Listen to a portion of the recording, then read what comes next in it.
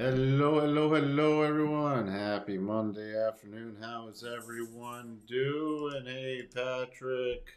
Good afternoon, Jacob. Hey, Sterling. Anything, Sterling? Did you see that what is it? The debt limit measures may be exhausted by June 1st. June 1st is the new countdown. Oh, I mean, sorry, Pavneet. Sorry, Pavneet. Misread the information. Good evening. Thank you for posting that. Good evening, Anissa. All right. Let's just get right down to it with the S&P manufacturing PMI coming out back in expansion territory, although slightly lower than forecast. ISM manufacturing PMI, a bounce from higher, still in contraction. Interesting prices. Prices starting to move back up for ISM manufacturing prices, and new orders a little higher than previous, but still in contractionary territory. So that's where we sit, and then it was quiet. Hello, Tashambi. Just taking it lightly until Wednesday. Good evening. Well, that can be a very smart thing to do. Tomorrow we got Redbook, Jolt's job openings. Let's people make a bigger deal of it than it is. It's not going to change the Fed stuff on Wednesday. And then APIs, crude, oil stock change. But tomorrow is a very quiet day going into Fed Wednesday. Here's your S&P chips, especially NVIDIA, took off today big after the rally this morning. JP Morgan pulling back a bit. Amazon back down. Oil taking it in the shorts today. Bigger rotation was in the healthcare. Healthcare was the best performing sector today. Energy, real estate, and consumer cyclical leading up the rear. 89% for the, let's just refresh this once more. 89% for the rate hike on Wednesday. So that's pretty much baked in. 1 hour, 21 minutes. Fear and greed still solidly in greed mode.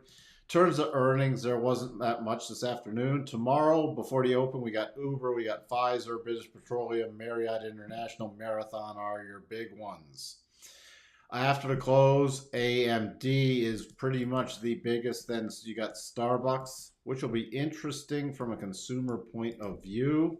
Ford, and then a lot of other minor stuff. So that's where we sit. The U.S. economy just hit a massive debt wall. Well, it's coming up quickly. It's going to get interesting. Little markets reversing down after that Yellen news. So, little back and forth. Is there a major topping pattern? No, you have this red bar. Guess what? This is the debt ceiling stuff. I'm still watching this 41.77 area for a bigger pullback. Overall, I'm still watching 44. We've just returned to 4-hour rotation zone. My first real warning sign is we get the close below the rotation zone. Right now, that's 41.62. George has been waiting for that candle. And again, debt ceiling can still shake things up. But you still got 30 days away. But we'll see if there's headlines, how much effect that has going into the Fed meeting. But that's baked in. It's going to be really. It's not going to be the meeting. I mean, the announcement. It's going to be the press conference afterwards that makes all the difference on Wednesday. That's what makes all the difference on a little. If we bounce overnight, your key resistance is about 41.95. First level resistance, and then that 4200 and 4206. But I said I'm watching that 4-hour rotation zone. If you're trying to get a little more specific in the short term, 4172 is what I'm watching. The NASDAQ, really just a sideways choppy price action. Overall, for this evening, we pull back again, 13,260. And the major resistance is still 13,353. Keep in mind, daily cycles, again, getting to the top and should be there by tomorrow/Wednesday. So top on daily, top on weekly, potential pretty significant top could be forming. We still have the potential double on the Dow, and by the way, I didn't mention it, but we still have the potential double on the S&P. Dow key support is 34,000. That's where we sit. Russell, let's try to spike above here, but closing back below the key resistance. We'll take more of a look at that tomorrow. VIX. The VIX, there is just nothing, but we still have the potential double in play. The daily VIX, we're starting to get a little more data, but even this rotating back down with at the lower end of the volatility. I just don't have enough data to really do some analysis just yet, but we have some key support / resistance we can start watching. So about 833 support, about 1550 resistance. So that's what we're looking at there as the data unfolds. DAX still nicely holding the rotation zone. If it breaks out tomorrow, 16,120, 16,175 to the upside. Could still run up a bit more with cycles. I'm going to be watching for a bigger divergence play setting up on the DAX, especially even on the weekly. We could be getting a weekly divergence with weekly cycles at the top. So don't be surprised if we set up a rollover play in the DAX coming up. Lots of volatility in the 10 years. Look at this. Big reversal. Big reversal back down, but is there any great setup? No. Unless we start breaking below about 114.03 on a closing basis and intraday below 114. That's the only thing that really watching for. Even a pullback, you can see yield climbing back up above 350 again. Actually above 355. But the real breakout area is in the short term above 356, or I mean 359, sorry about that. And here's your 2-year climbing up. 10s and 2s, pretty quiet today. The big thing, remember I've been talking about this, watching for potential bottoming move in the dollar. And we got the close above the rotation zone finally after, boy, 1, 2, 3, 4, 5, 6, 7, 8, 9, 10, 11, 12 days with the double still in place. The double not yet confirmed or triggered, but that's what I'll be watching for tomorrow on a close above 101.79.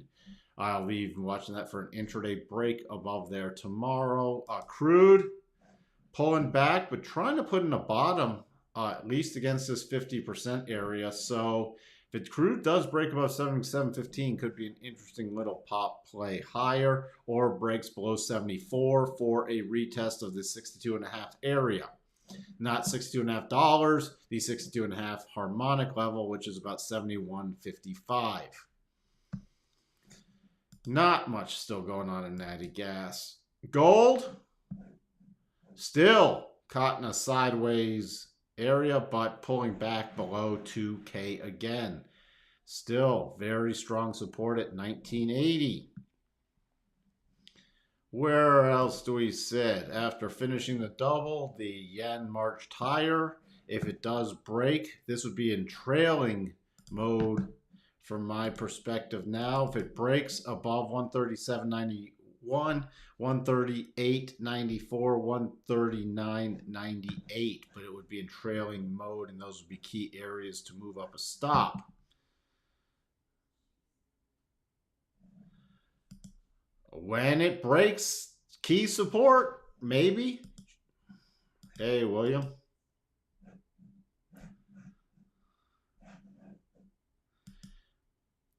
Tesla and Enphase are trading at similar prices and PE ratios.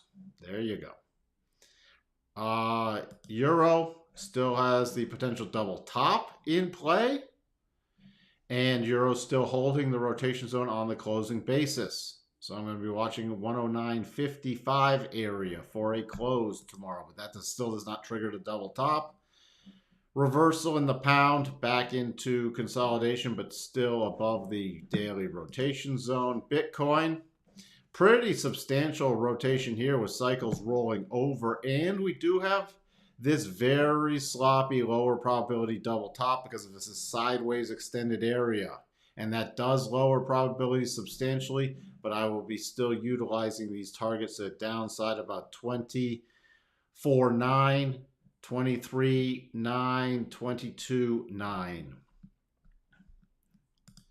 Tesla, not much today. What is their current? I haven't even looked at the PE. 48.34. All right. So that's where that's still watching for another solid rollover play in Tesla. Let's see. Can we please look at CF stock? CF. I haven't looked at this in forever. Let me clean up the chart. CF, you'd have a potential double bottom on the bigger pattern.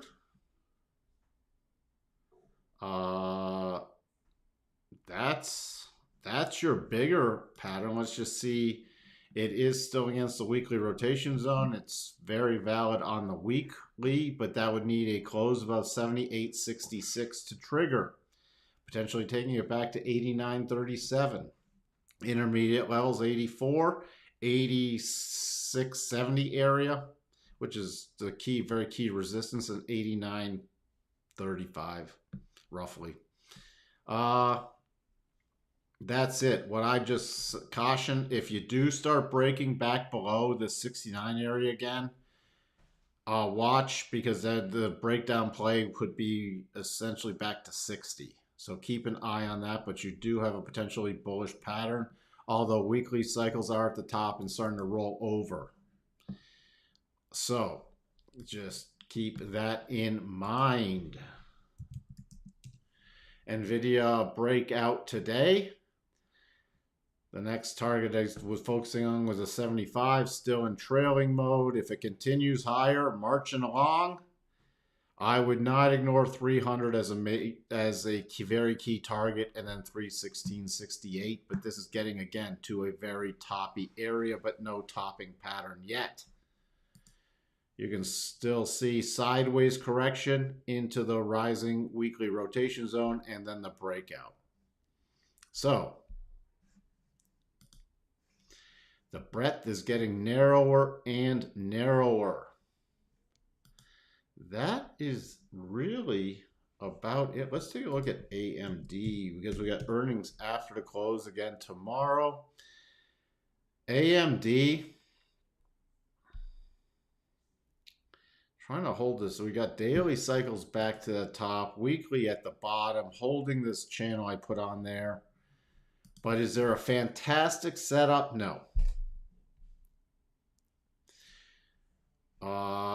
So it's really a crapshoot with earnings tomorrow afternoon. Really a crapshoot. Let's just see where it's trading. PD. I mean, longer term, I'm bearish on the thing. Short term, who knows? All right, that's about it. That is about it. Going to keep this one short. Again, there's no point in doing anything silly until the Fed is out of the way. And now we have debt ceiling headlines coming across again. So let's see if that even riles up the market at all, or if the market shrugs it off besides a little pullback. With that, I will talk to everyone later. Thanks for tuning in. By the way, a new Futures Edge podcast dropped. It's on the channel. So check that out if you want. I will see everybody back tomorrow morning. Bye for now.